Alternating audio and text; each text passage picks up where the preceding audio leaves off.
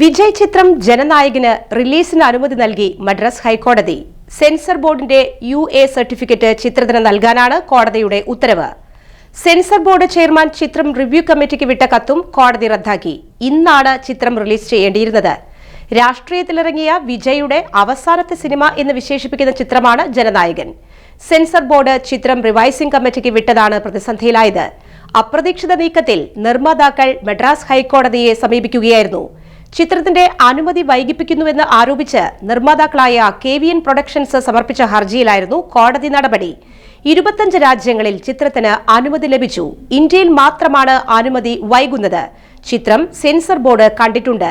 ചിത്രം കാണുക പോലും ചെയ്യാത്തൊരാളുടെ പരാതിയെ തുടർന്നാണ് റിവൈസിംഗ് കമ്മിറ്റിക്ക് വിടാൻ തീരുമാനിച്ചത്. റിവൈസിംഗ് കമ്മിറ്റിക്ക് വിടാനുള്ള നടപടിക്രമങ്ങൾ പാലിക്കപ്പെട്ടില്ലെന്നും നിർമ്മാതാക്കൾ ആരോപിച്ചിരുന്നു. ഡിസംബർ 19-നായിരുന്നു സെൻസർ ബോർഡ് അംഗങ്ങൾ സിനിമ കണ്ടത്. 10 കട്ടുകളാണ് അന്ന് സെൻസർ ബോർഡ് സിനിമയ്ക്ക് നിർദ്ദേശിച്ചിരുന്നത്. കട്ടുകൾ ചെയ്ത് നിർമ്മാതാക്കൾ വീണ്ടും സിനിമ സെൻസറിങ്ങിനായി സമർപ്പിച്ചിരുന്നു. എന്നാൽ തുടർന്ന് പുതിയ സെൻസർ സർട്ടിഫിക്കറ്റ് സിനിമയ്ക്ക് നൽകാതിരിക്കുകയായിരുന്നു.